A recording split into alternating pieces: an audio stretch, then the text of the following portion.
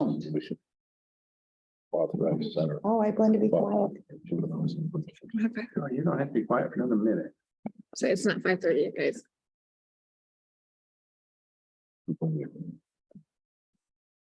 Oh, I didn't remind my mom. Oh, shoot. Mom's on? No, I didn't remind her. I better text her real quick. Oh, it's 5:30. We got 5:30. Stand for the pledge. I pledge allegiance to the flag of the United States of America and to the republic for which it stands, one nation, under God, indivisible, with liberty and justice for all. Roll call. Service, you know. Penny David, Here. Roger Hugh, Here. Charles Wiltie, Here. Brenda Simmons, Here. Craig Scott. Here. Item 2, approval of the agenda. Are there any additions or corrections? I would respectfully ask if we could have a discussion before we take any action on the camp railing matter. So we'll pull that from the consent. Pull it from the consent, for sure, but I'm asking for, before any action is taken, if we can have discussion first. Before any action is taken. Yeah. Tim, how do you do that? So he's asking for no motion or support. Because typically you do a motion and support and then discussion. So how would you like me to do this? Can we still go about that way? There's going to be discussion after? You know, I don't think there's any harm in doing that. You just have to make sure if there's any intention to vote on that resolution that it's moved and seconded. Now, typically, you do exactly what was said. You move second and then discussion and then vote. Doing it this way with discussion first, there wouldn't necessarily be a vote one way or another. So it depends on how you want to be on the record, but I suggest, pulling it off from consent and putting it under new business, give it a new item number and take care of it there. Okay, are there any other additions or corrections to the agenda? Closed. So it's not on there. See for review of minutes, the closed session minutes from, that was from March 16th, right? Missed it. Oh, excuse me, March 9th, you're right. Addition. No, they're still doing it. You still doing additions? Yeah. Additions or corrections? Is it, Like to the transit board's not on there, is it? No, that's in our committee reports. Right off. Gotcha. Okay, Thank you. Commissioner Wiltie? Line item E, resolution to authorize grant application for purchase of the transit van. Yep. We had some news coming to us this week that has changed that, so we could Remove that. remove that. Okay, so remove that. We're gonna pull item B. Anything else? And then we have closed session minutes under 3C, which I believe those are all in front of us when we got here. Anything else? Need approval agenda first, right? Yep, I'm asking right now if there's any other additions or corrections. Right. Can I have a motion to support with the stated changes? Move to accept with the changes. A second. Motion from Commissioner Scott with support from Commissioner Wiltie. Any further discussion? All in favor, say yes. Yes. Yeah. Opposed? Motion carries. Item 3A, March 9th, 2022, regular meeting minutes.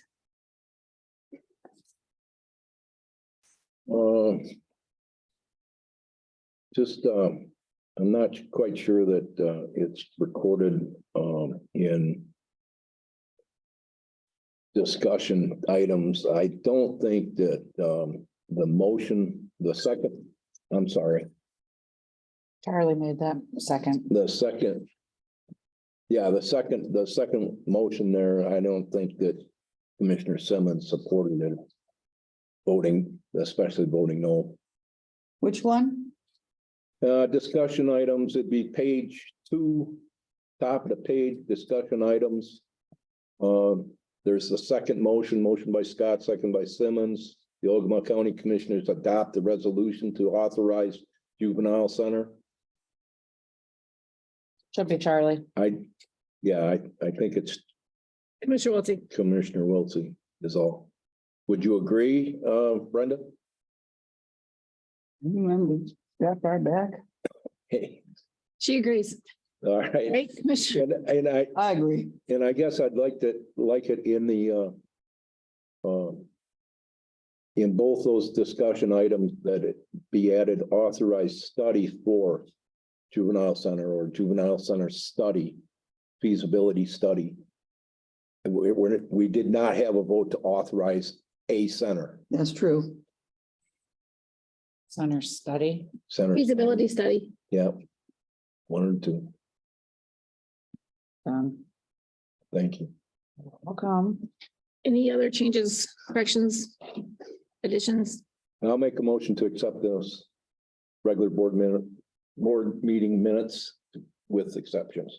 We have a motion from Commissioner Scott, I'll second. support from Commissioner Wiltie. Any further discussion? All in favor, say yes. Yes. Yes. Opposed? Motion carries. Item B, March 16th, 2022, Committee of the Whole meeting minutes. Any additions or corrections?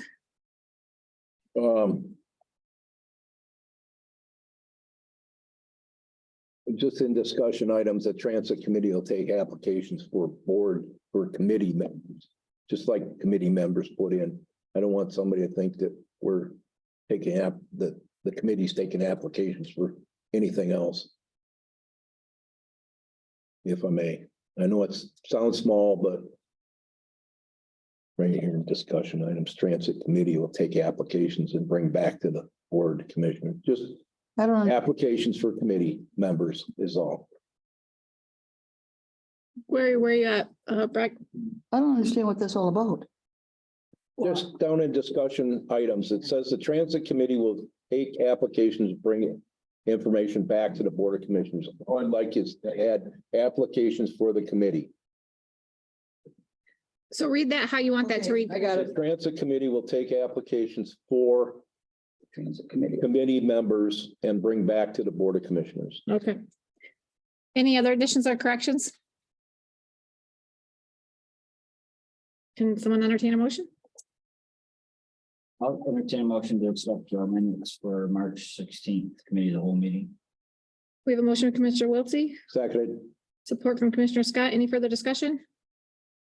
All in favor, say yes. Yes. Opposed? Motion carries. Item 3C, closed meeting minutes from 3/9 of 2023. Those were all in front of us when we got here. Did everybody get a chance to read that? I reviewed them, signed them, and I'll make a motion to approve them.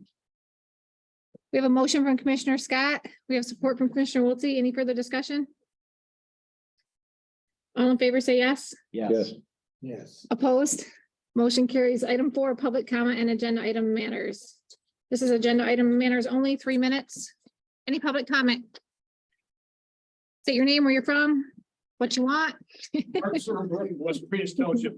I would strongly encourage this board to oppose the expansion of Camp Grilling. It's a long story. There's a lot going on there.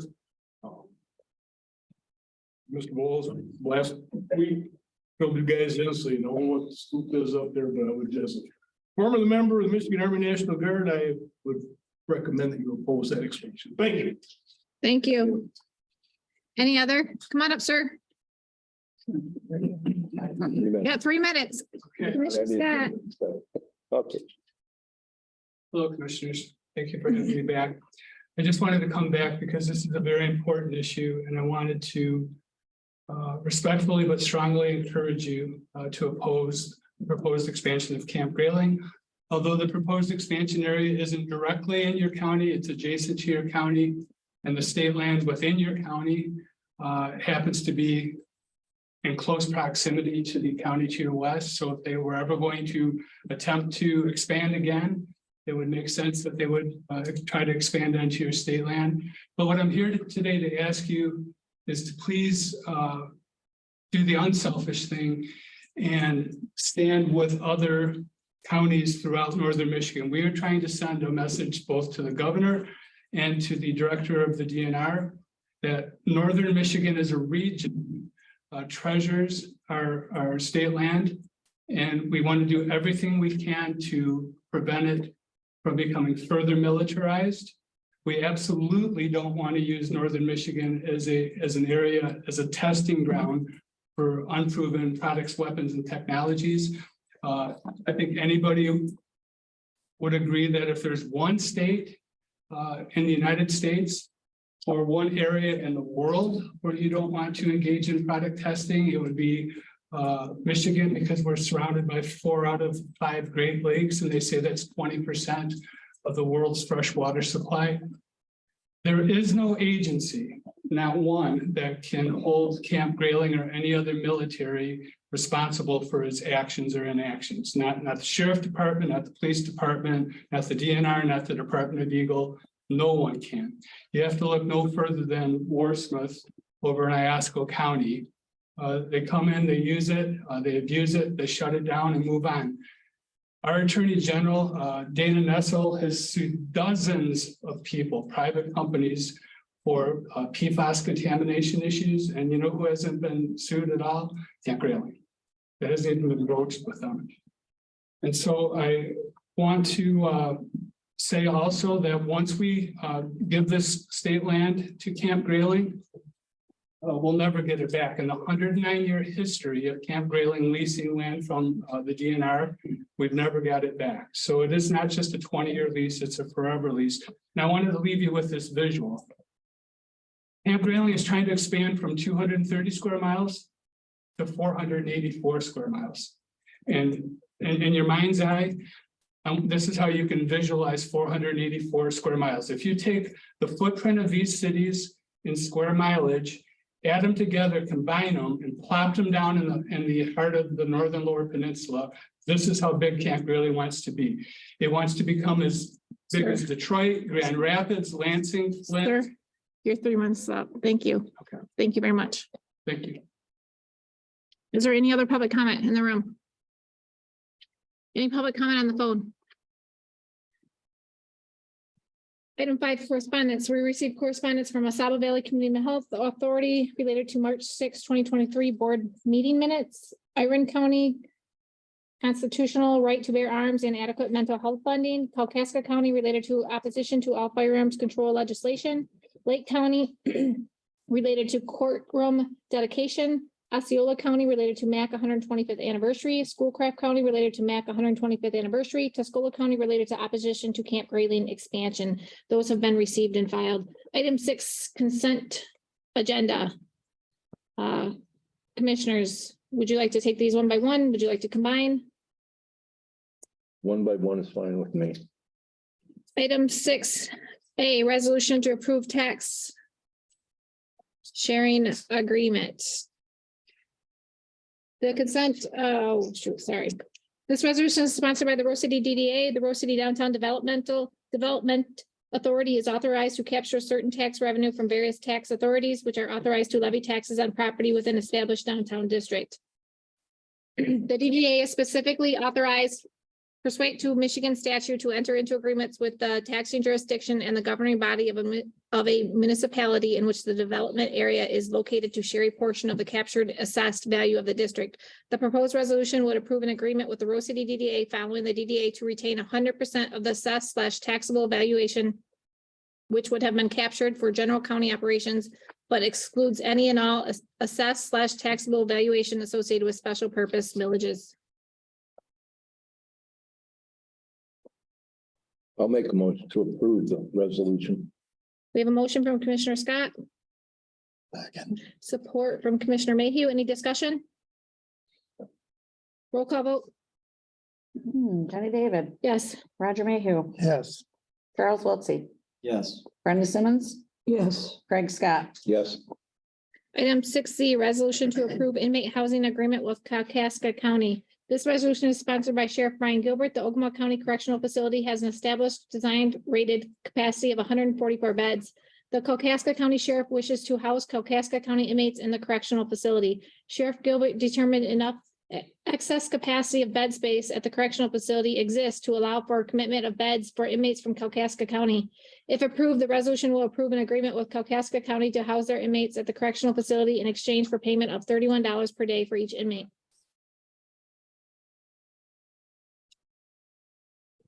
Can someone entertain this motion? I'll support the resolution to approve the inmate housing agreement with Kalkaska County. We have a motion from Commissioner Wiltie, Second. support from Commissioner Mayhew. Any further discussion? Well, I'm still another year of doing this stuff, and I'm still waiting to hear an actual cost of an inmate at Ogemaw County. They have never come up with an actual cost. We don't, so without a cost, we don't know if we're paying for it. Our audit report, there's the last 2 years, there's been a cost in there per day. And what is it?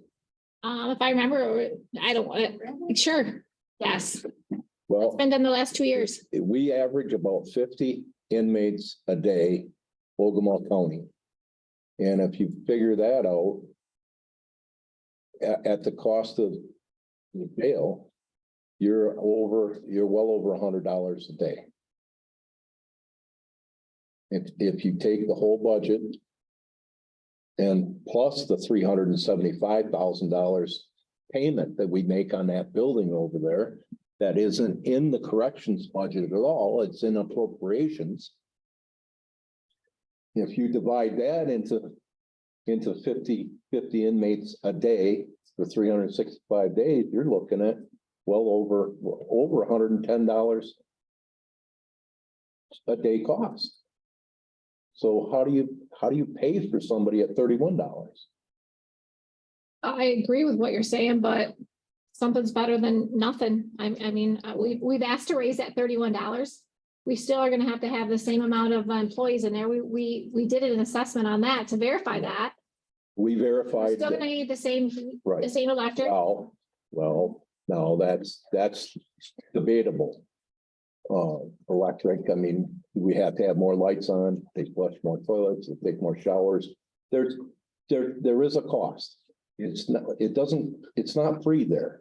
Agreed. And if we're not paying for the cost, then if there's a difference between what you're bringing in and what a cost is, then who's paying that difference? And Ogemaw County taxpayers paying it.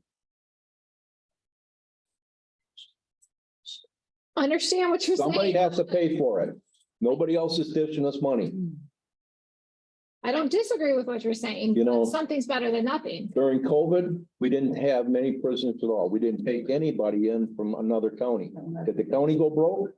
No, So what's the disadvantage? we survived fine. Well, why put more stress on our employees with more people? Why do that? Why take on more work than you need to? We're not gonna lay anybody off. We've already told them that. You have enough people to operate. We're not gonna take anybody away from you, so don't have to be scared that without out-of-town inmates that you're gonna have to lose a job. Nobody's gonna lose a job over it. So, that scare is gone. I mean, but if you're not making the money, I mean, I said this before, if I was running the Quality Inn up there and that took me 45 rooms to break even, I don't all of a sudden at 45 rooms start giving discounts out. The next person who walks in wants room 42, they pay the same amount. Why aren't we? They say we're doing this to make money. Well, let's act like we're making money. Why does it cost me $175 a day to send a juvenile to a center someplace, but it only costs $31 to ship a prisoner out? If we shipped all our prisoners out for $31 a day, you know how much money we could save? Millions. Remember, they're doing their own. I hear your argument. We've made this argument in the past. Remember, they're paying for their own transportation, their own medical Okay, costs. well, let's do a study. I- Let's do a study on how much does it cost I'm arguing with you. to deliver our people to someplace. This is Agreed. what I said. Oscoda County rebuilt their county building, put 2 holding cells in. Because they know that it's cheaper to drive down here and put their prisoners in our jail. It's only $31 a day. And that was the thing, when I came here 6 years ago, it was $27 and it was going up $1 each year. Then all of a sudden, oh my gosh, they got a brand new council up there, 5 brand new commissioners, and they're on the calendar year. We can't absorb that increase. And the sheriff and the board chairman came down here and pleaded with us, please freeze our costs. And we froze our costs for 4 years now. We've been up a And then dollar. when, Haven't we went up $1 a year? yeah, but Hey. when I got here, it was Yeah. $27 going up. Because it Now, in was 6 denied, years, it was it should be denied unless 30. we agree to $1. Karen, do you have that information? You can review. No. Thanks. You get, Jail revenue and expense analysis, prisoner cost per day and average inmate per day. So the 2000, where are we looking? 2021 prisoner cost per day is $67.99. Average inmate per day is $69. and you want to charge 31. Average in 2020, it was prisoner cost per day was $66.88. Average inmate per day was $70. There's a pretty significant jump from 19 to 20. There's been a pretty significant jump from 17. 17, it was $26. 18, it was $34. 19, it was $49. 2020, it was $66. And 2021, it was $67. Well, it sounds like to me, we're pretty poor business people. If costs are overrunning twice the amount of what we're charging, why are you doing it? What money are we really making here? Anybody like to see that? Oh, I have comments to make too. Go ahead, oh, wait, so are you done, Commissioner Oh, Scott? go ahead, I'd like to Are you hear. done? Well, I just want to make sure. May Yeah. not be completely done. I'll wait till you hear more. Commissioner Wiltie, do you have anything to add? Pretty interesting to hear them audit numbers. Yeah, I've got mixed emotions about this. I mean, obviously, we have a jail. It's here. We have to deal with it. We haven't heard any complaints of being overstaffed or the workers complaining. I mean, we obviously see the support of the sheriff and the undersheriff. They want to bring these people in. I do think that we need to have some more investigation on this to look at these costs, and I would like to have some more time on this, if that's a possibility. What little background on that? Roscommon was good. We applied for, there's more with federal inmates. And we were told that they applied for the federal inmates, I don't know what application and got denied. Roscommon does house federal inmates. We really debated on our agreement with Oscoda County, very similar to what we're doing right now. And they came back to us and said, well, they're getting an offer from Roscommon County. If we don't accept this, we're gonna lose this. Correct me if I'm wrong, correct, Commissioner Scott? Oh, yeah, Follow yeah, all of that? sure. Somebody wanted to do it cheaper and so. That's what we were told. And there is some competition now. There is a jail in Alpena now, I believe. They rebuilt one in Saginaw. I mean, they have expanded. I know there's been a few built, but Commissioner Simmons, Yes. go ahead. I don't understand why all this is a big issue. From 2013 to 2018, this is brought up several times, and you're looking at the person who brought it up as me. There was no issue then. I brought it up that we were losing money on inmates for that much money, and I tried to get a cost analysis of what it costs per day, and I could never seem to get it because I didn't have any support. That's from our auditor. What's from? That's from our auditor. I haven't even looked at it. I don't care. Right now, this is the issue that's being brought up. Sure. You know, I basically was a committee of one because I knew it was costing us astronomical money. We were always being told that it made money, and I wanted to know that why did we give up over $2 million a year to support it if it was making money? So I constantly brought it up, and I took the lead. And I took the lead when we were begging for money to give up all benefits such as retirement, the buyout for insurance, and I was hoping that other commissioners would follow suit. Not one other commissioner did. In fact, every commissioner was a little upset with me about that. So I don't know why this is an issue now. Because I brought it up 6 years in a row, and I never had any support from anyone. Okay, but hang on. So the question is, Commissioner Simmons, how do you feel about this contract with housing inmates from Kalkaska County? I think over the past, let me finish. I think over the past, we have been given more information like that breakdown right there from our auditor that put it right in writing. How do you feel about this certain contract? I feel the same about all the contracts. I think the jail should be closed. If we could ship our people out for $31 a day, you'd probably be saving over $1 million out of our general fund a year. Okay. That's how I feel about it, and that's how I felt about it in 2012. Thank you. Commissioner Mayhew? I don't know, we got it, we're stuck with it. Correct. So how do you feel about the cost of 20? What is it? If we don't put them in there, $31 a day, I'm sorry, $31 a if day. we don't put them in there, somebody else is gonna. Mhm. They won't be back. Sure. So we weren't sure. We had some questions as far as staffing. So we had an analysis that came in and did over a period of time. I think it was right during COVID or before COVID. I don't know. Anyways, came in and looked over all the staffing. And they said their staffing is adequate. Well, we ended up having to add 2 officers to bring us up to the level that the study showed, and we've done that. I would say this about the numbers you're looking at. These are actual numbers. So you're looking at actual cost and actual number of inmates per day. Our capacity is at 144. So you'll see that the average per day is nowhere near that. In fact, we had, well,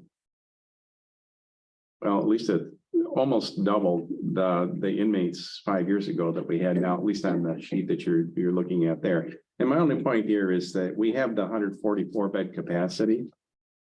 So just in theory, and just, I don't have a horse in the race, so I'm just the messenger here, but looking at the arithmetic, if we filled all of those beds per day, that cost per day will be less. Right.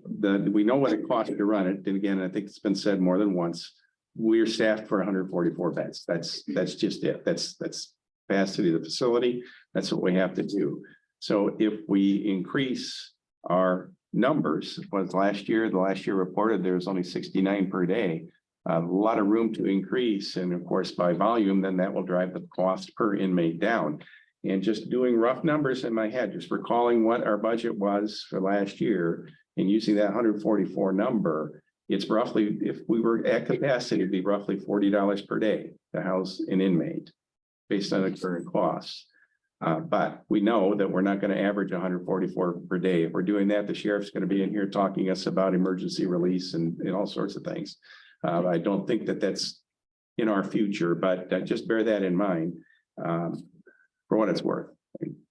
So you're saying, just so I understood you correctly, if we're at maximum capacity, you haven't figured out that it will cost us $40 per day to house an inmate. Give or take, I mean, it's rough numbers off the top of my head and working from memory, so it's going to fluctuate a little bit, but that's roughly where it's going to be. And we're nowhere near that, obviously. So that number $31 per day. It's low, and there's no question it's low.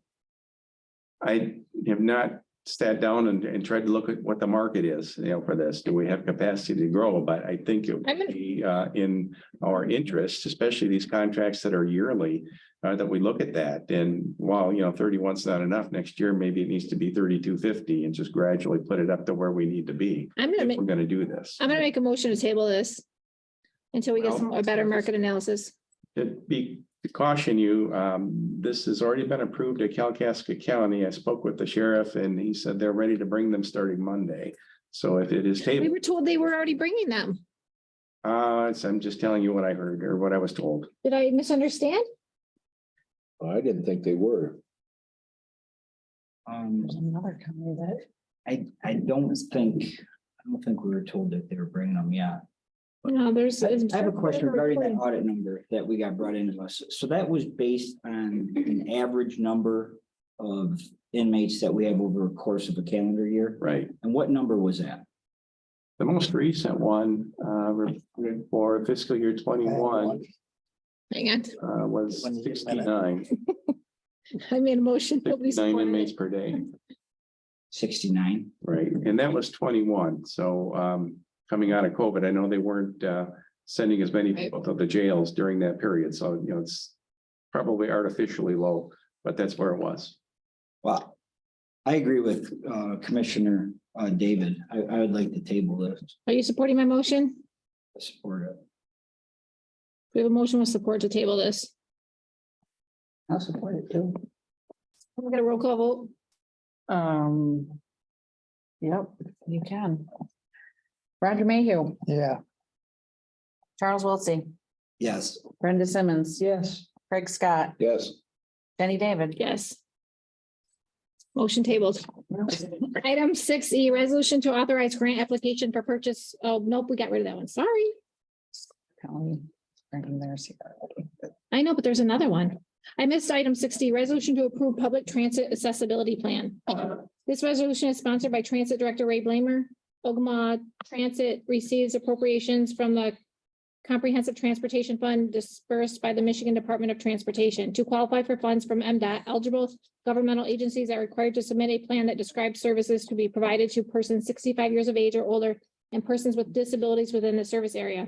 Approval of the resolution will adopt the required accessibility plan for Ogemaw Transit. I think Ray was in here and went over that with us. Right, Pretty I'll make standard. the resolution to approve the public transit accessibility plan. I'll second. Motion from Commissioner Scott with support from Commissioner Wiltie. Any further discussion? Roll call vote. Charles Wiltie, Yes. Brenda Simmons, Yes. Craig Scott, Yes. Jenny David, Yes. Roger Mayhew. Yes.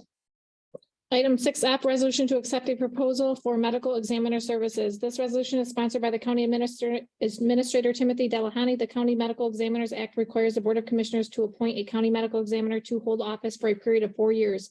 On March 26, 2020, the board approved a 3-year agreement with Michigan Institute of Forensic Science and Medicine to provide medical examiner services through March 31st, 2023.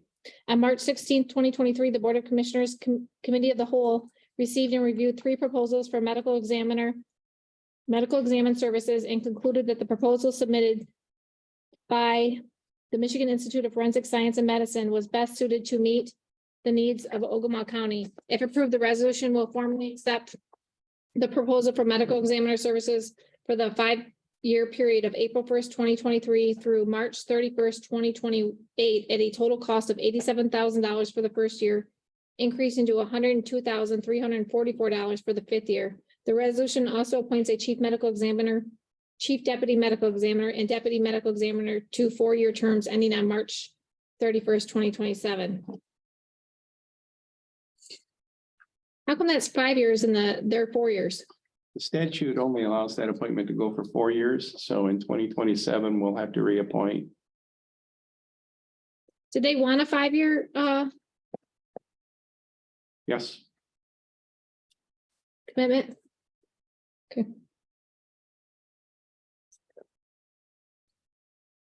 Would anybody like to entertain this motion?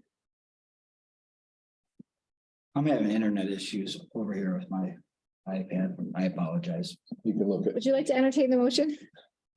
I'll make the motion to accept the contract with the provider. We have a motion from Commissioner Scott. I'll support that motion. Any further discussion?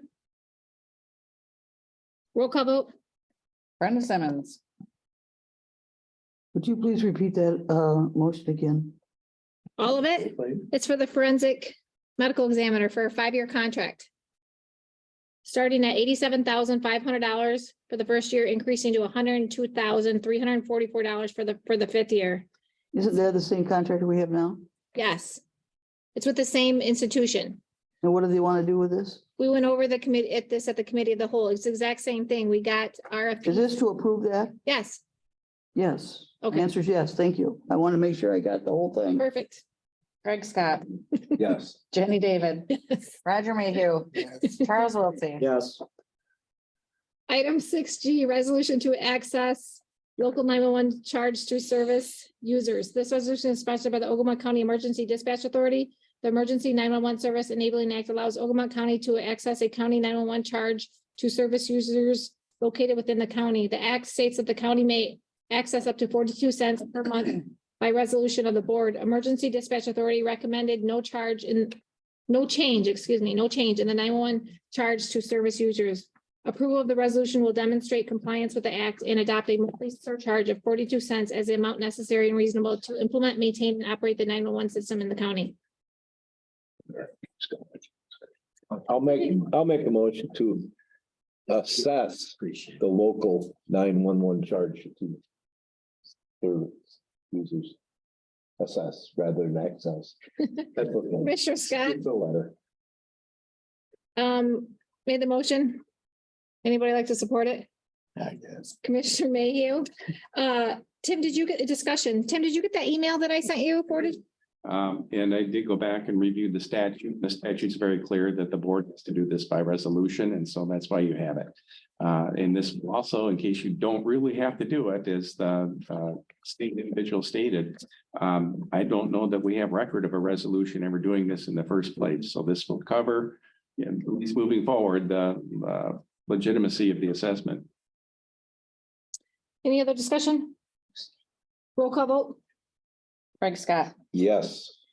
Jenny David. Yes. Roger Mayhew, Yes. Charles Wiltie, Yes. Brenda Simmons. Yes, Item 6H, resolution to approve standards of conduct policy. This resolution is sponsored by the County Administrator Timothy Delahoney. Ogemaw County maintains certain policies to guide its employees, appointed officials, and elected officials with respect to standards of conduct expected in fields where improper activities could damage the county's reputation and otherwise result in serious adverse consequences to the county and to employees involved. The proposed policy is intended to set forth and affirm in a comprehensive statement required standards of conduct and practices. The policy will have immediate effect upon approval of the resolution.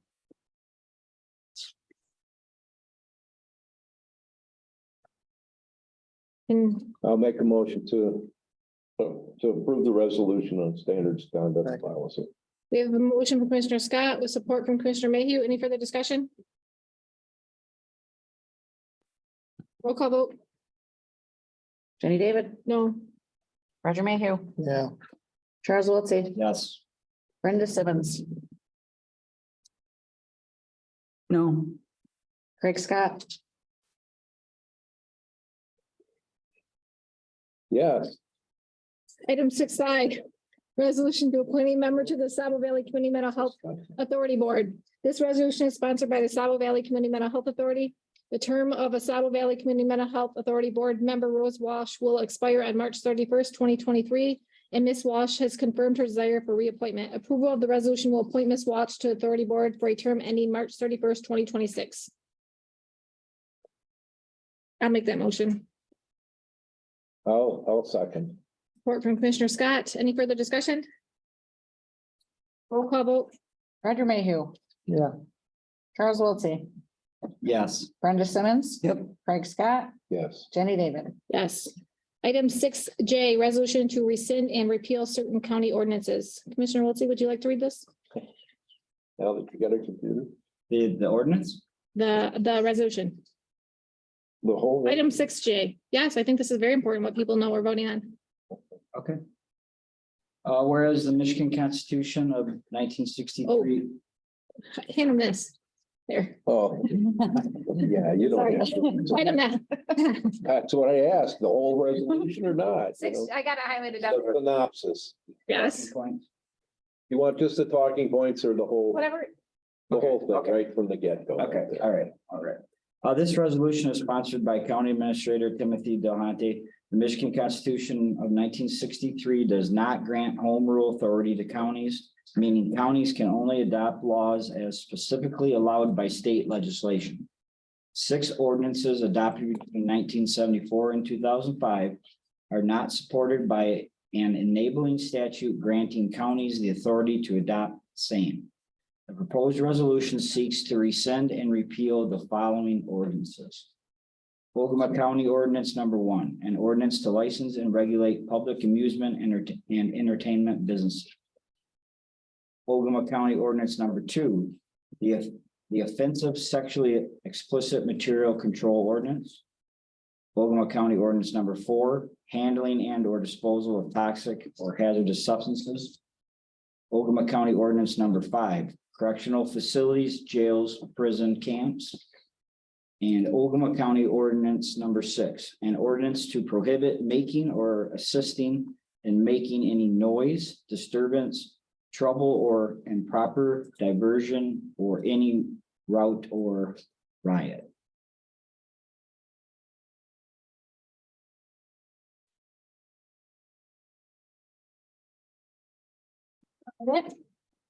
That's it. Completed.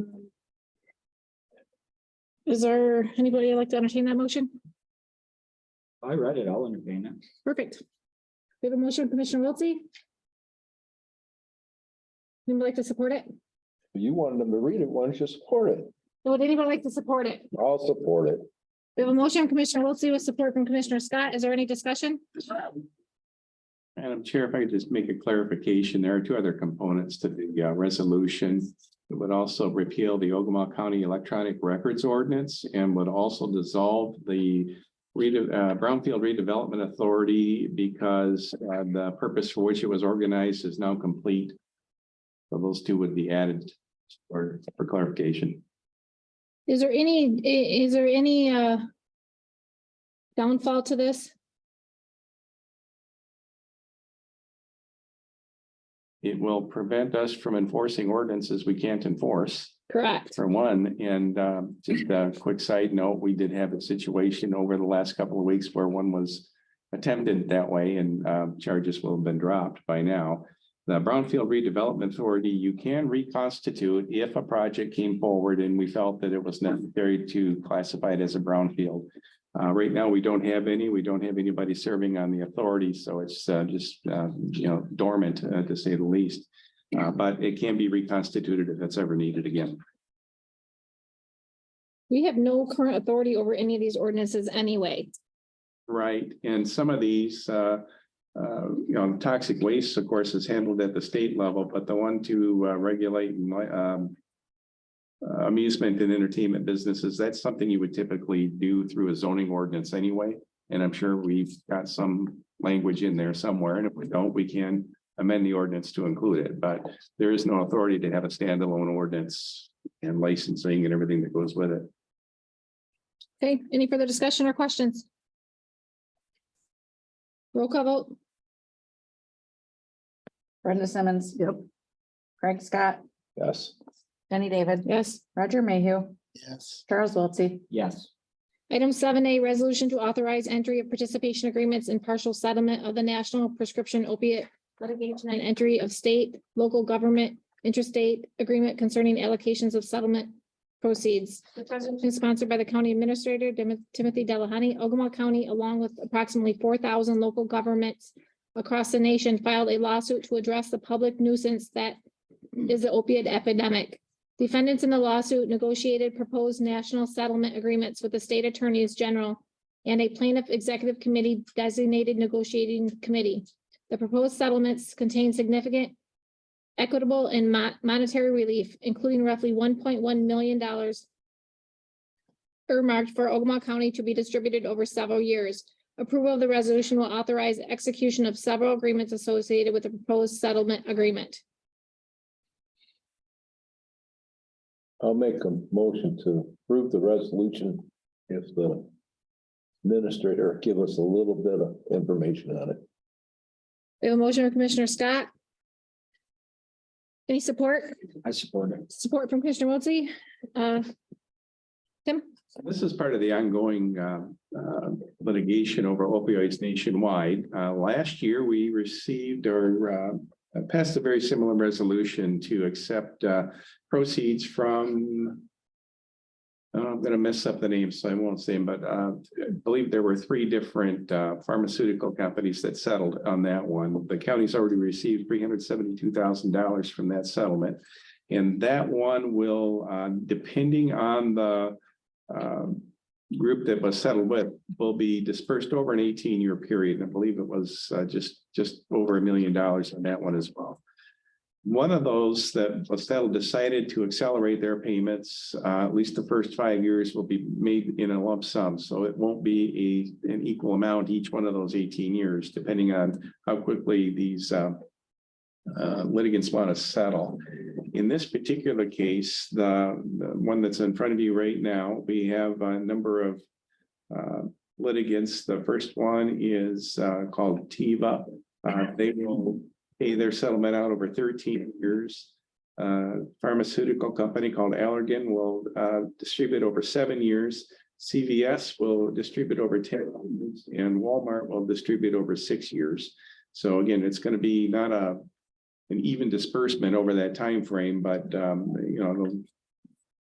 some years will be more funding coming in than others. We are in the process, as the board is aware, of discussing how we're going to go about using these funds. There is a very specific list in was called, I think it was like attachment E to one of the documents that we received that outlines exactly how these funds can be used. It's a pretty lengthy list, and we've already discussed some projects here that we were talking about. As you'll recall, we do have requests out from various sectors of the community asking of their interest to serve on an advisory committee and maybe prioritize some of these projects and bring those back to you for further consideration. So this is going to be a years-long process as we receive these funds and target them for best use to deal with the opioid situation in the county. So, question, Yes, Commissioner Scott. is this just this resolution then just a modification on what we did last year? Are we accepting lump sum payments from these places rather than waiting? Accepting what they made a deal for? Right, so this is, you're a litigant in the case, along with roughly, give or take, about 4,000 municipalities across the country. And the attorneys who are negotiating these settlements, they've come to these, large numbers. Walmart, for instance, at 2.74 billion, that'll be dispersed based on a formula to all the various municipalities. Our percentage of this is less than 1%. I mean, it's a really small number, but you can see what that small percentage brings into this county. I think we would all agree it's a pretty significant amount. And so it's, definitely worthwhile, at least from us. Now, as far as the relationship to last year, this is a completely new settlement agreement. So this is funds on top of what was already negotiated in that prior settlement. So this will be in addition to. Okay. So this is all new funds above what we've already discussed. Right. And how much do we have right now? A little over 372,000 is sitting in a fund. So we've Right received. now, it's on hand.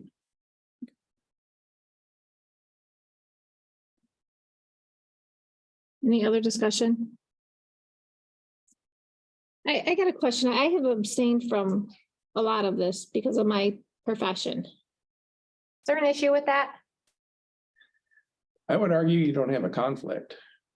Because, If I were asked, you don't have any direct relationship to any of these, as far as I know, to any of these litigants, any of the pharmaceutical companies. If you were employed, for instance, by CVS, that'd probably be a good reason to abstain. But unless you have some business relationship with any of these that would otherwise say so, I don't think you have a conflict.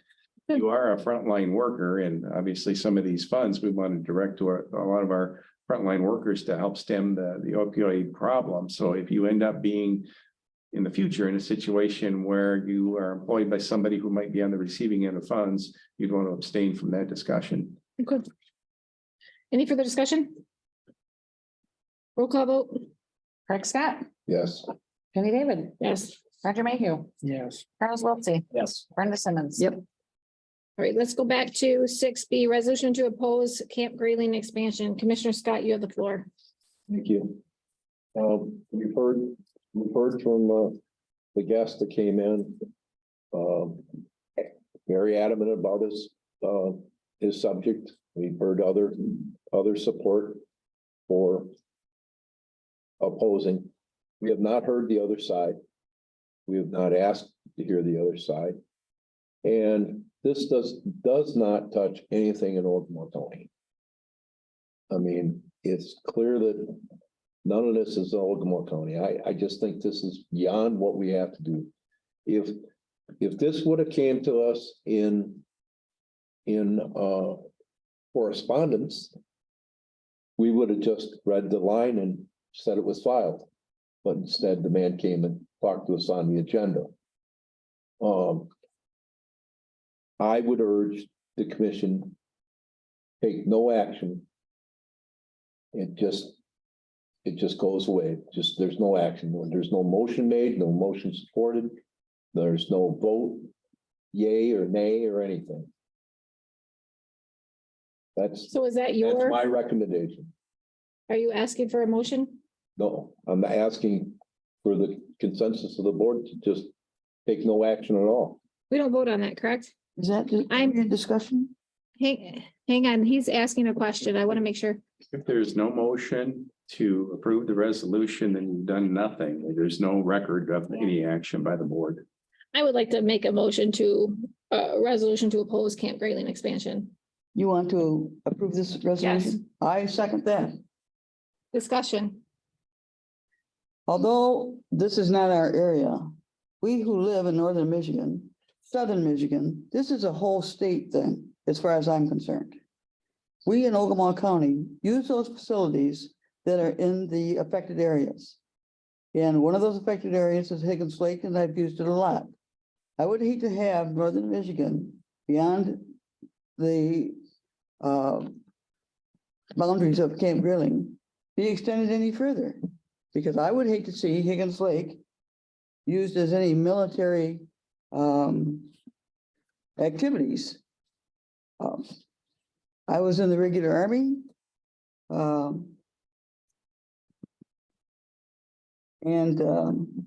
I had disagreements with lots of things that I participated in. Had no choice. No, I don't want to see this turn into a militarized northern Michigan. Absolutely not. There's too many people in this state of Michigan that utilize the area that is in question for their recreation. And to have their recreation area militarized, I think is a sin. I agree with everything you just said. It'd be one thing if the area, if more area was actually needed for what they needed, and that hasn't proven to be true. I did receive your information. I did review your information. I greatly appreciate it. I've received numerous phone calls from people all over Michigan related to this topic that they feel very strongly about this. And I agree, Michigan is beautiful for a reason. I would like to keep it that way. And I didn't see anywhere where an expansion was needed for services that they're currently providing. So that's my argument. Commissioner Mayhew? Nothing? Commissioner Wiltie? Since last week's meeting, I spent probably 3 hours on this topic. I absolutely love northern Michigan. And I spent a lot of time snowmobiling around Camp Grayling, and it's a huge existing operation. There's no reason for it to be larger. I couldn't disagree with Commissioner Scott anymore. And I completely 100% oppose the Camp Grayling expansion. Roll call vote. I'd just like to say Oh, one more. I'm sorry, go ahead. Don't get me wrong. I don't like what they're doing in other places. And I don't like some of the restrictions that they may put on a lot of the forest in other counties. But that's personal. As a county commissioner here in Ogemaw, it is not affecting my county, this county. And I'm making decisions based on that. I've used recreational use in other forest lands in Michigan, and I don't like the idea of them closing them down.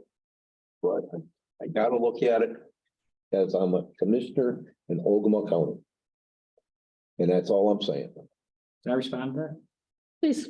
I mean, one thing that was brought to us, and it's clear and common sense. If you look here, if this expansion goes through, it's creeping, it's getting close, and it's very close to our northwest boundary. Yeah. So therefore, that could eventually become a huge problem of yours. So I think We'll address it when it comes. okay. Roll call We'll address vote. it when it comes. Discussion closed? Roll call vote. Yes.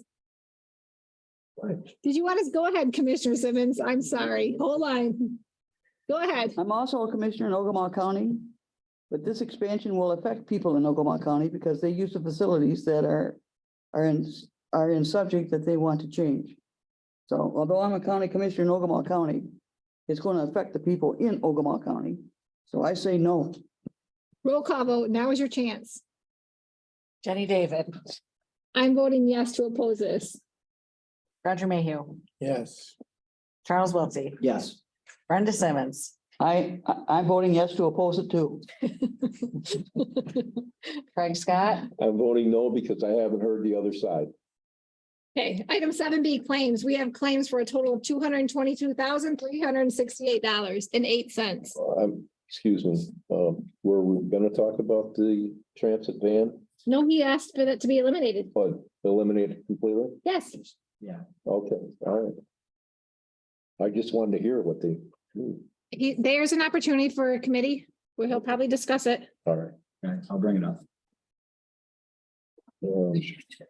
Claims, I did claims along with Commissioner Simmons. Geez, I thought I had some notes for it. I don't. Oh, wait a minute, I do. I see that we finally made our last payment on Geospan. Oh, good. That was a hunk of money. And then we made a big payment on insurance this time around. And, other than that, everything else seemed to be pretty close in line. Commissioner Simmons? Yes, I do have some comments. About that geospan thing, I really don't even understand why we had to pay for that in lieu of the townships, I mean, but that's neither here nor there. This animal control vehicle, do we know if it's on the road yet or not? People that can answer this question, I guess, are not here. I don't, to my knowledge, it's not. But what I don't understand is, why are we doing maintenance on this vehicle already? In the amount of $510?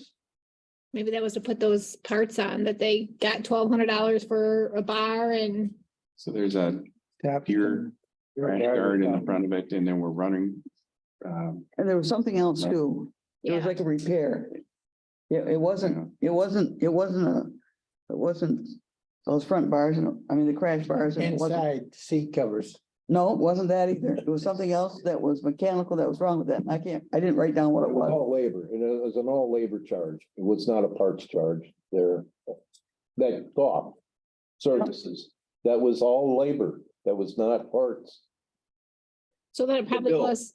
The bill that we saw there, Brenda. All right, well, I'll take another look at it. I No, disagree. no, I'm with disagree. you. I mean, it's a charge. We didn't know what it was. And I think, when I first came here as commissioner, I took on claims for a year. And I asked at that time, and I asked him to go ahead and do his, when they approve it, give us a bill or approve a bill from a department, if it's just got some letters, numbers for a part or something, that's not. See, Roger, when you get to doing claims, you'll see what I mean. If they don't explain what it is, then what are you approving? You know, sometimes some receipts are just a serial number of a part or something, and that's it. And it'll come from Acme or something. I think you and I do them starting next week. I believe you and I do claims. I think, Yeah, starting in April. yeah, that's next week, Yeah, Right. it is. Yeah. Well, yeah. before next meeting. I think it's you and I, if I'm not mistaken. We'll have to double check that. So Yeah. It'll be the following. Tim, will you be able to put something out to the departments? They just made a note of that, yes. Okay. I'll do It is that, and I'll nice. remind them at the next department head Yeah. meeting as well. You'll see what I mean when you start doing them. Mhm. That's what happened when Brenda and I were looking at that. We were both, we didn't know. We were hoping the sheriff's department to be here tonight and explain it, you know. It is nice. It's hard to interpret. Oh, there's one other thing I have. Yes, ma'am. We need to watch closer on sales tax. I did see some receipts there that had sales tax on them. We are tax exempt entity. We shouldn't be paying sales tax. Wasn't a lot of sales tax, but it was sales tax. Okay. Anything else? No, I'll make a motion to accept the claim. We have a motion, Commissioner Scott, A second. support from Commissioner Wiltie. Any further discussion? Roll call vote. Roger Mayhew, Yes. Charles Wiltie, Yes. Brenda Simmons, Yes. Fred Scott, Yes. Jenny David. Yes. Item 8, unfinished business. Are there any? Item 9, administrator's report. A couple things to report for you. The first item, we had a meeting this afternoon on the indemnity plans that are offered through Mesa. To remind the commission, a few meetings ago, we talked about the voluntary benefits that are offered to our employees, and that perhaps we could enhance or maybe even expand what they're able to purchase. These are benefits that the county has no financial responsibility for. These are benefits that employees would pay primarily through payroll deduction.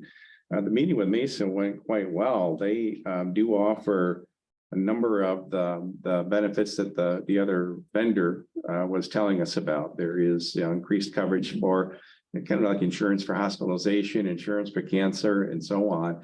And because we are members of Mesa, the pricing is very good, very advantageous to the employees. And because we're members of Mesa, we don't really have to do anything. Our employees can literally sign up so long as we're prepared to do the payroll deductions. So we'll follow up on the logistics of that, but the employees, at least those who have the Mesa insurance, might have this option available to them very soon. They are very transparent with the pricing, so obviously that would all have to be discussed with the individuals who might want to sign up. Mesa will also send somebody here to meet with employees directly and go over those benefits, go over the pricing, the pros and with it. So it was a very, very good meeting in that regard. I do have another vendor, Brown and Brown, out of Saginaw, that wants to talk to our group as well. They have a very good reputation across the state for what they do. They have some additional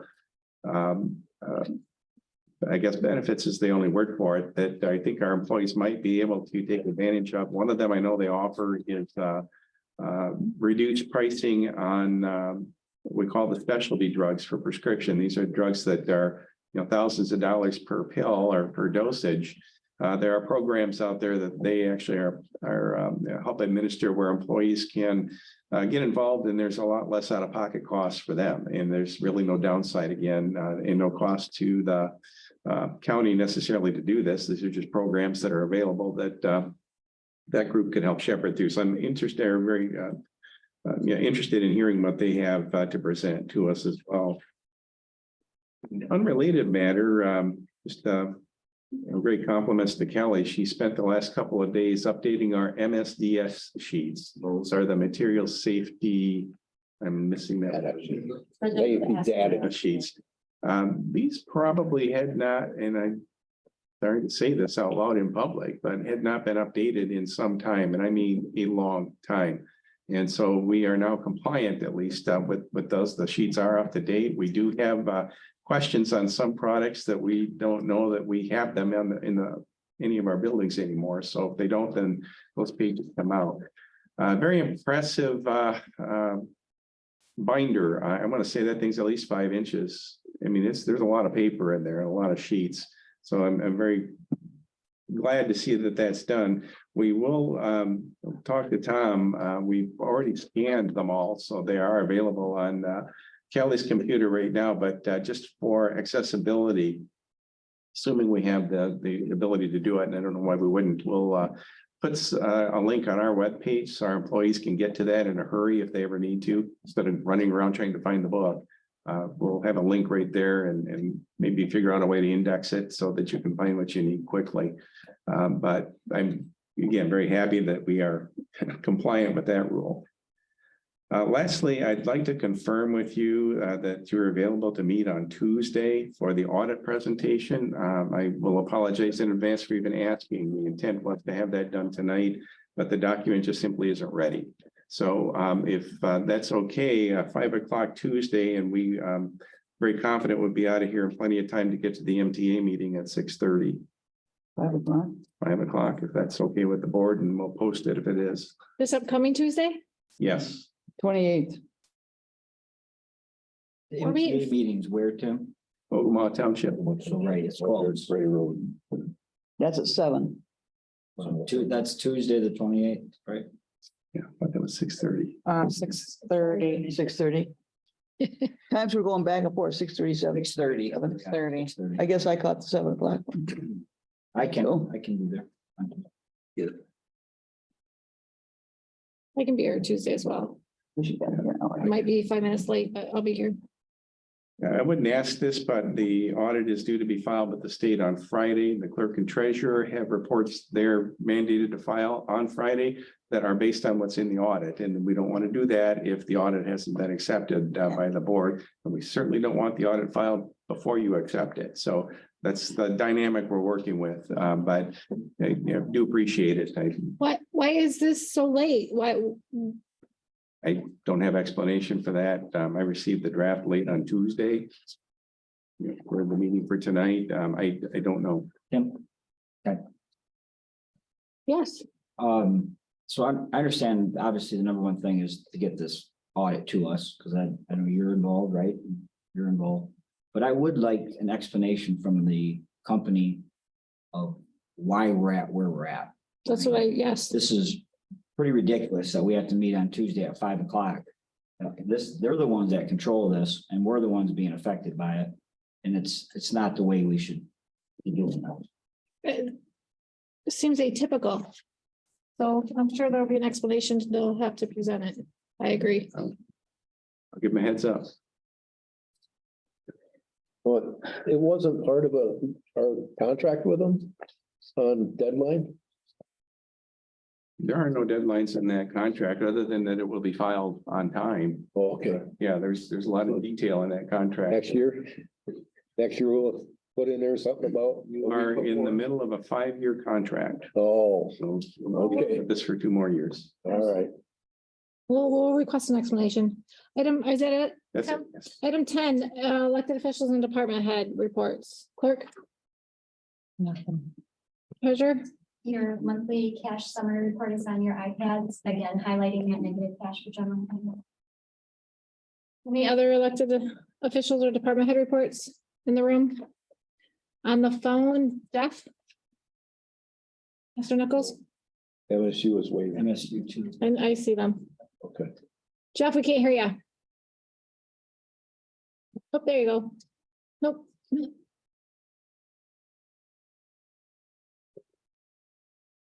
Said nothing. All right, we'll let MSU try. Go ahead. Hi, everyone. I hope you can hear me. Yep. Julie Darton for MSU Extension. I'm the district director. Good evening. I had meetings downstate, and so I wasn't able to be present with you in the room. So I appreciate that. Although tip off just happened. So I wanted to share with you some news and some appreciation for Enya DeFighter, who is our program coordinator for our 4-H program. She has announced that she's departing, and I would have come before the committee of the whole last week, but she asked me to wait until she could talk to volunteers. And so out of respect for her request, I did wait until this evening. Her last day is tomorrow. She is starting a new job in Grand Rapids on Monday, working at the John Ball Zoo. So it's definitely something she is capable of doing, and she does leave us very much in good standing. And it was a matter of some issues of being closer to family that are leading her to take that job. And so we absolutely thank her for her work and wish her the best as she moves on. We do still have 4-H programs underway. Wanted to let you know about a short-term interest club or spin club that we have going on starting April 1st called Spa Spin Club, where youth will be involved with making their own lip balms, scrubs, body butters, and things like that. And it is an after-school club that will be happening in the annex building in our office. And led by our very own Colleen Van Gotham, who is also an approved volunteer with 4-H. We do have some statewide events coming up that are pretty exciting. There's a 4-H day at the Tigers on May 13th, and youth can sign up to go to that. And we just want to see as many youth members, alumni, and parents and volunteers have an exciting day at the Detroit Tigers. And we also will have another one close by at the Great Lakes Loons coming up as well. So both of those opportunities for youth, adults, and parents. There is a ongoing effort for our animal clubs to participate, for youth to participate in the Youth for the Quality Care of Animals education. This is something that's required for youth who will be selling animals through the fair. And it is a certification that teaches them about how to maintain good quality care and quality of end product of the animals that they're raising. outside of 4-H, I want to announce that we're in the process of interviewing people for the community nutrition instructor position. That's the position that does nutrition education within Roscommon and Ogemaw counties, and we'll also be adding Aranac County to that. So we're in the process of filling that. That position was held by Elaine Palm, and she departed in the fall. So we're just getting that filled. And then Phil Durst, who's our senior educator for beef and dairy, hosted a dairy dinner at G's Pizzeria in West Branch last week. And he had at least 40 producers join him from around the region at G's Pizzeria to talk about issues and things that he is engaged in to keep our dairy and beef industry strong in the region.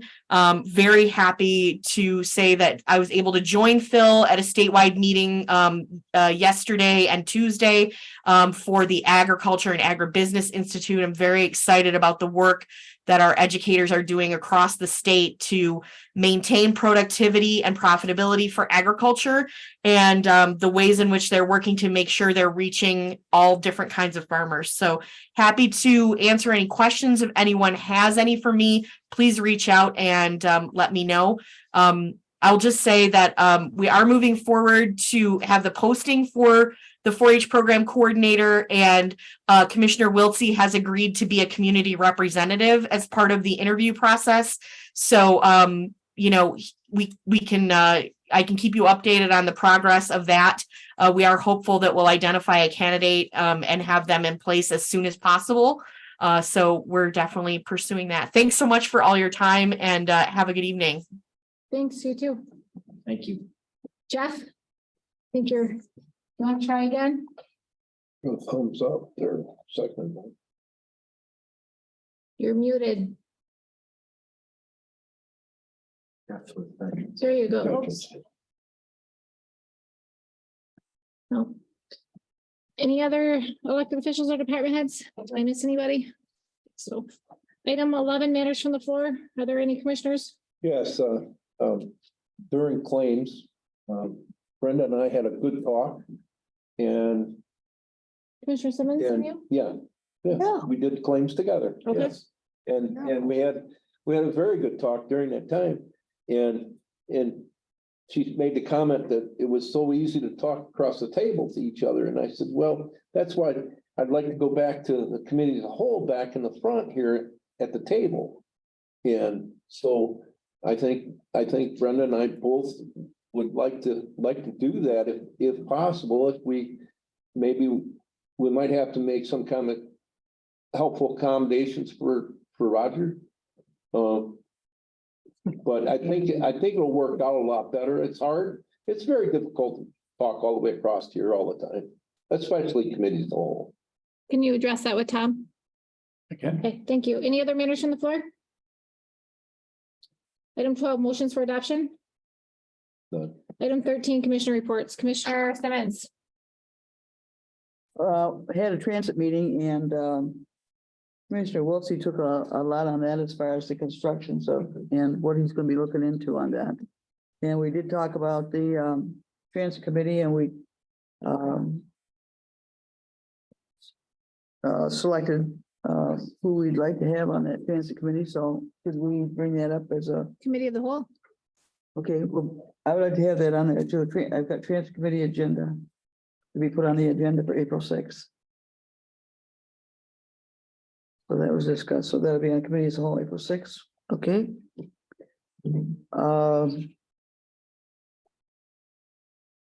I have EH2 meeting on the 24th this month, so Wow, no, better not be tomorrow. that's 24th. Today's 23rd. Oh, sorry, I'm looking at April Oh, 27th. you got a whole month. Just wanted to see if you were paying attention. Anything else, Commissioner? No, I don't have too much except that I heard there's a hold on that tower that's gonna be put on the corner of East Lake Road and M55. You know, so I hear that's on hold right now. Commissioner Mayhew? Clacking Township, the hall's still red tagged. Yep. They are having their board of review at Cummins Township.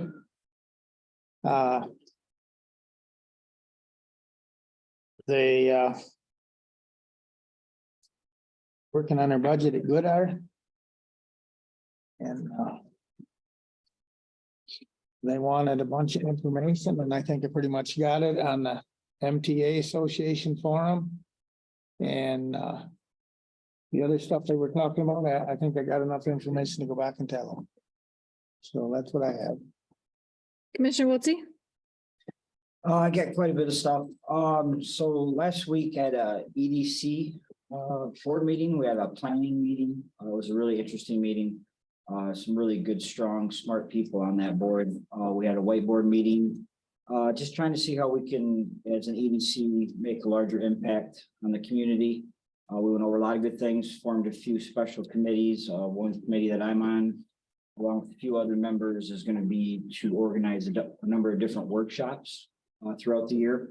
These workshops will be for, people that are thinking about maybe doing a startup, don't really know how to do that, don't really know how to get the ball rolling, those type of workshops, or people or their own small business and are trying to expand and or just be more productive.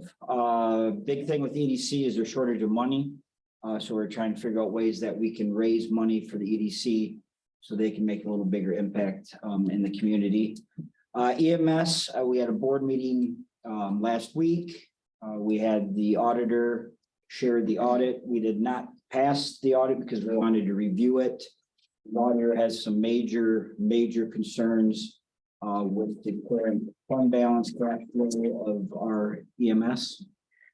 So we talked about that for a while. Again, we're all as a board going to be looking over that audit, and then we'll be up for approval for next meeting. We were also handed a letter of resignation by the director, Trista Smith. She will be resigning this August. And her secretary, Gail, has asked to see if there's a way we could get her like part-time starting in June.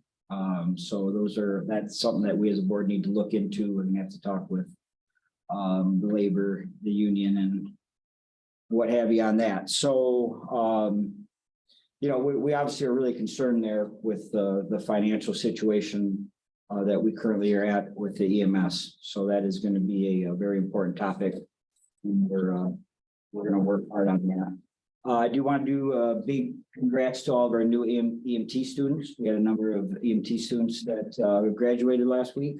Obviously, the students, very big to have these people in our community. So big thank you to them. Transit to go along a little bit with Brenda said. We kind of got another little setback for our trying to set our goals, and our number one goal is that Saturday service. We originally said April 1st, then we pushed it back to mid-April. As of Tuesday, we pushed it to May 1st, and I got the news today that another employee that was getting ready to go through the process, a former employee as a driver, as this morning didn't show up to complete his process, so he's probably backing out, which is rocky. So that's another huge blow to us. But we're going to continue to work hard there to try to get that Saturday service going. One issue that we brought up at one of our first meetings was the current physical condition of the building. There's a number of items from the roof to there's 4 big overhead doors. 2 of them are in real bad shape. The lift, as of right now, cannot lift the van properly. So they actually had to take the van to one of our local dealerships to get an oil change. So the lift is a big item, the hoist, that we'll be looking into. The front sign, the asphalt. So I'm going to assist in working on trying to get some quotes. And I'll get with Tim on some more information I need for that, because these items need to get fixed. It's very important. To answer your question about the grant application for purchase of the van, we found out that after further review, when Ray was talking to the state, to try to finalize this, that the wordage was for bus only. So that's why we pulled it off for the van. It's currently for a bus only on that. And there was a big difference. There was a $70-some thousand cost difference, but one of our big questions, and me and Brenda spoke with Ray about it significantly on Tuesday, was we're spending any type of money, we want to make sure that we're buying what we need. We wanted to make sure that, do we truly need to have a second van, or is it best to have another bus?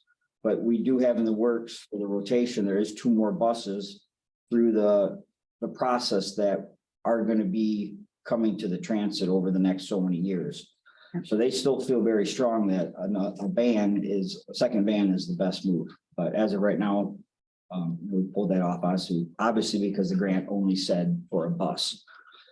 And then finally, just on Mills Township, the township that I represent, there's a lot of talk going on. It's kind of got really heated just the last little bit. Some people on social media have brought up the high banks. And there are some people saying that, between the county and the township, nobody wants it. There's private companies going to come in and buy it. So, there's a lot of people obviously spreading false information. The high banks is a very important asset to Ogemaw County, I feel, and of course to Mills Township. We have a lot of residents of Mills Township that use it. We have a lot of non-residents. It brings a lot of people to the area. It's a beautiful view of Rifle River. We know Rifle River brings a lot of people. That brings a lot of money to our county. It's a very important topic that I'm going to educate myself more on. I do know that the board, up to this point, last talks, the board had no interest of keeping it as a county property. And when Commissioner David went to the township Mills, they also, as a board, have no interest at that point to take it on either. So it's an item that I think we really need to dive back in. I'm going to educate myself some more, and I'm going to be bringing some more information to you guys about this. And right now, though, there is a large outburst of my constituents very upset the fact that the high banks could possibly go to a point where they couldn't use it. So, I think there's options that possibly maybe we could talk with the DNR. I don't know if the DNR could possibly take it over, but the bottom line is I'm going to fight really hard to make sure that no matter what happens to this property, we can still use it, residents, non-residents, for as long as I'm going to be around. A lot of residents are concerned about the roads again. That's always a big issue in Mills Township, especially south of Greenwood Road, a lot of them gravel roads. There's major problems there. One thing that I have stepped up and I want to do in my term here as commissioner, and working with the County Road Commission, is there needs to be a plan. This has been something that's been talked about from people I'm talking to for years and years and years, and everybody's just knocking their heads on the wall. Nothing's getting done. So we need to come up with a plan, and it's all going to start with just really diving in, getting our feet dirty. We know that their engineering has to get done. There has to be a lot of the engineering parts figure out where water is going to go, but something has to happen. So if we can get a plan, whether your plan, a 15-year plan, something's got to start happening. So I'm going to start working on that. The township board wants to put in a new township hall. That's another thing a lot of my constituents aren't too happy about right now, again, because of the roads. And now with this high banks issue going on, and the construction for the beach renovations for the park on Skidway. That's continuing to move forward. And I believe the bidding process will be coming in soon for contractors to estimate. That's it for right now. Mr. Serbrook, did you hear anything? Do you want to briefly give an explanation to Commissioner Wiltsey about your investigation on the high banks? With the county administrator this afternoon, and he's got the information. So Tim, if you want us to. You summarize, do you want me to, or? I'm going to have to ask you to, because I vaguely even remember it because I saved it for the committee of the whole. So okay. I'll be able to present. It is going to be a committee. Come on up here, sir. Yes, ma'am. Heard back, it was last Thursday, and unfortunately he CC'd Tim, but he messed up Tim's email. So Tim didn't. So anyway, I stopped in this afternoon just to touch base with him to see if he'd read it. The Michigan Nature Organization is not interested in the property, but they threw out some suggestions of some other groups that might be, so that information was got to them. The DNR was also brought up in this from the executive director of the Michigan Nature Association. It just doesn't fit what they do. They're more in habitat preservation for, I don't want to say endangered species, but you know, the rare species of wildlife and flora and fauna that we have here in Michigan. So anyway, Tim's got the information. He's going to bring it to you guys to committee of the whole. So hopefully. I think, commenting on that, thank you, Mr. Serbrook. Commenting on that, I think that's what we definitely have all stated is that we would like whatever we do with that property to make sure that the residents of the county are still able to utilize it. The surprising part of all of that with me is yes, I did take that to Mills Township Board. They didn't even investigate, like, if their concern briefly voiced was if it would increase their insurance, their liability. And you can ask them, because I could be wrong, but I don't believe I am. They didn't take it to their carrier and ask. They maintain that property out there, volunteer. We just paid for the stain and the sign. But that was surprising to me that they, as far as a cost, it seemed to me that it was just a straight out no with very, very minimal discussion. And not even a reason really why that property resides in Mills Township. They currently maintain it. So them are just some questions that you can take back to them because they have parks and I believe kind of like us, it would fall underneath that umbrella, maybe a small cost, but not huge for liability of that area.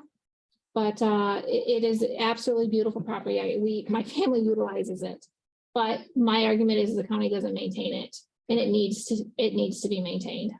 It needs some work. I was out there twice last summer. Okay. So we have, obviously there's 3 new commissioners, so this is gonna be on committee of the whole next week, right? So probably in 2 weeks. Would it be better to just get on this topic more in depth then, or continue on it right now? I'm not prepared to dive into it much more. I just want to, and what you commented, I just wanted to I guess, clarify. Yeah, I would just like to know, like, so I understand your stance. I think I have a stance. That would be a question that I personally would have for Mills Township. Yeah, but your stance is, as a county, you don't feel that we need to own it, to maintain it, to operate it. If you're gonna own a property, I feel you need to maintain it. And we have not been maintaining that property. Well, let me add, I'm on Parks and Rec. And we took it to the Parks and Rec Board and asked them, do you want to take on the handling of it? We're already doing the nature park in the north end of the county and the RV park here in town. And we have Pointer Hill Park that's owned by the county that is really obsolete. It's got a tower on it. We mow the grass. No, the Parks and Rec Committee did not want any part of the High Banks property. We got enough on the plate, So, and then I had questions of liability and things like that too. I mean, I was hoping that Mills Township would take it. And I don't know, I really don't know why they wouldn't. They have park system. They have people employed to take care of their parks. Maybe they should build their township hall there. Overlooking the river. Commissioner Scott, did you go over your report? I attended the Ogemaw Township meeting. They are going over their ARPA funds like most of the townships. Talking about what they have a remainder of. They are very excited to put on that county MTA meeting next week. They had a lot of talk about how to set up for that and stuff. There wasn't a lot of action at the township level. The airport meeting, Commissioner Simmons and I were both there, and it was a very good meeting. It was brought up about directors and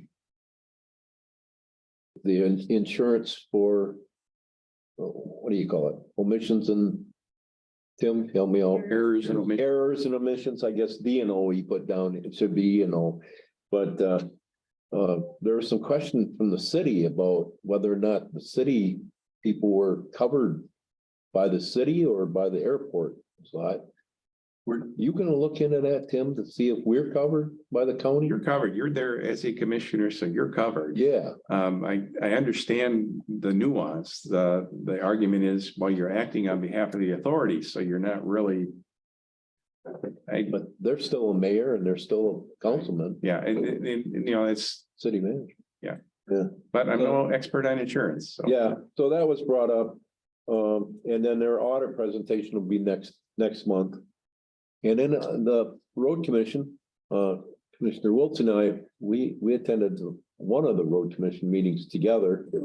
And they let out the bids or read the bids for materials and services and paving and all that. Logan Township was there talking about Stallbush and Brown Road. And explained that they didn't have enough money to cover all the stuff, and the road commission said, don't worry about it. We can wait until your next tax year to collect what you owe. So they gave them a charge account to get it done. And so that stuff is gonna be looked at. And as of March 15th, they were at 67.4% of the winter budget. Oh, The winter budget, and they had recorded 55 inches of snow. Now, I don't know if that's at the road commission, they did that, because I know up in the hills, I get a lot of snow. But anyway, that's how it's, and the meeting was mostly all the bid opening and stuff like that, so. They have once again sold their federal aid to Oakland County. They don't get, but our county does not receive enough federal aid to really make an impact, but they're able to sell it to other counties and get money coming in so we can use it on the local side. So it's kind of a neat system, I guess. So,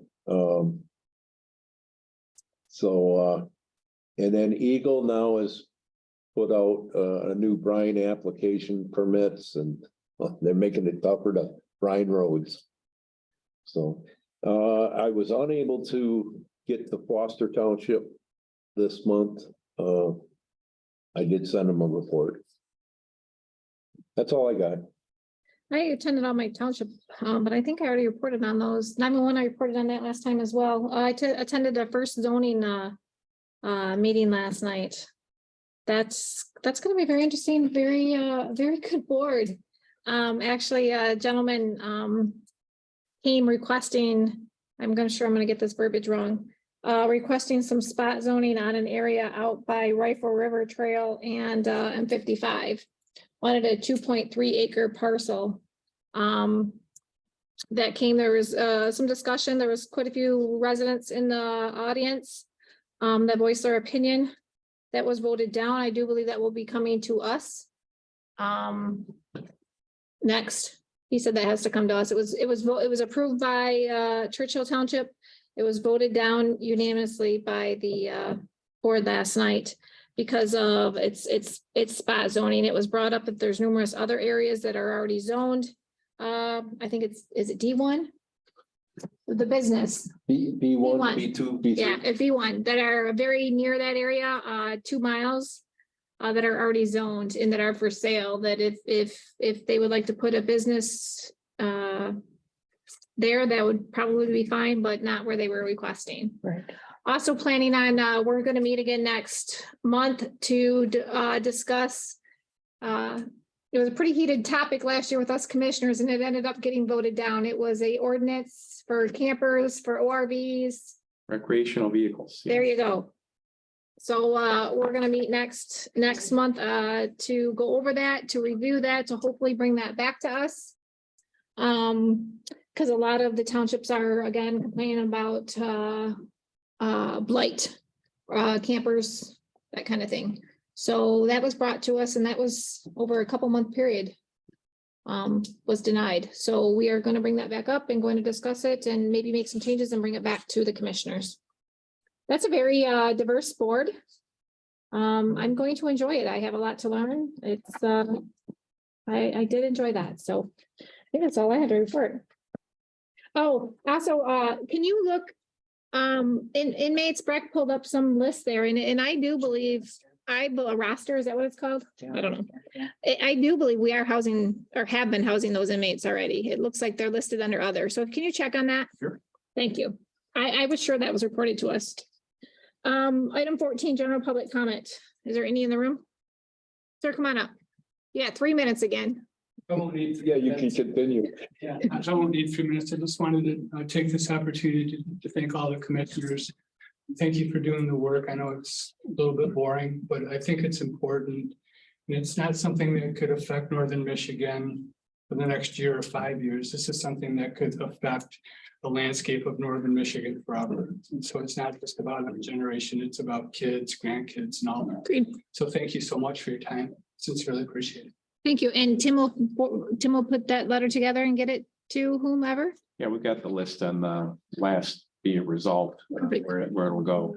So I've been compiling a hard copy of each of the resolutions. If you have my email, would you please send me one? Have to, yeah. Thank you so much, everybody. Thank you. Have a good night. Good night. Any other public comment? Any public comment on the phone?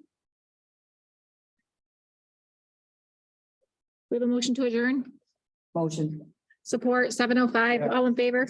All right. Opposed? Mr. Mayhew speaks. Meeting adjourned. What are we supposed to do with this thing? What?